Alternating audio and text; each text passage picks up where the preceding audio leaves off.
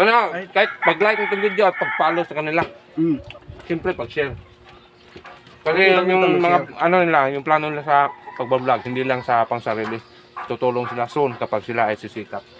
Mm. Kahit ano guys, no? Mas mainam sa kanila, di ba? Kasi may plano sila. Compared yan sa mga ibang vlogger, sana hindi kayo matamaan. Pero yun na kasi, toxic na, masyado nang toxic sa ibang vlogger kasi. Yung hindi marunong, kahit simpleng tulong lang yun. Di ba? Mm. Okay.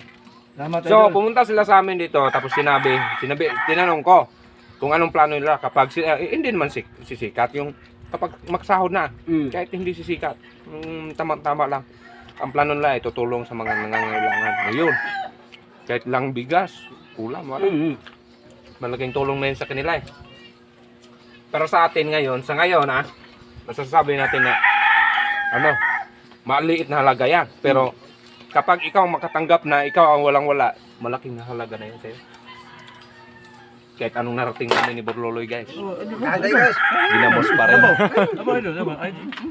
Tingnan ka mo doon. Punitin man yan. Punitin. Punitin ay. Punitin yung ginamos parang itong butike guys. Oh.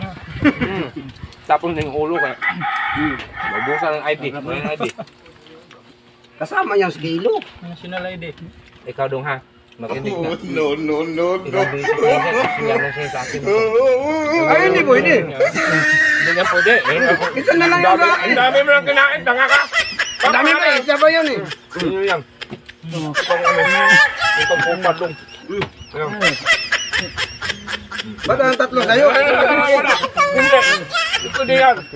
Ati tayo. No. Isa na lang yung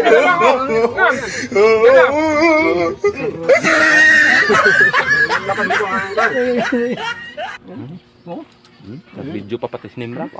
Oh, okay guys. Sabi kong video. Yan guys, ang sarap talaga ng saging. No. Yan guys, buti din. Yan guys, ang sarap talaga ng saging sa ginamos, no? Yan guys, hanggang dito lang video na to. Sana Maraming supportahan. salamat sa iyong walang sawa. Suporta Oo, guys. hindi. Sana supportahan sila. Oh, sana suportahan sila. Kahit makapalo, Ah, like itong video nito at mag-share. So yun guys, salamat. Thank you.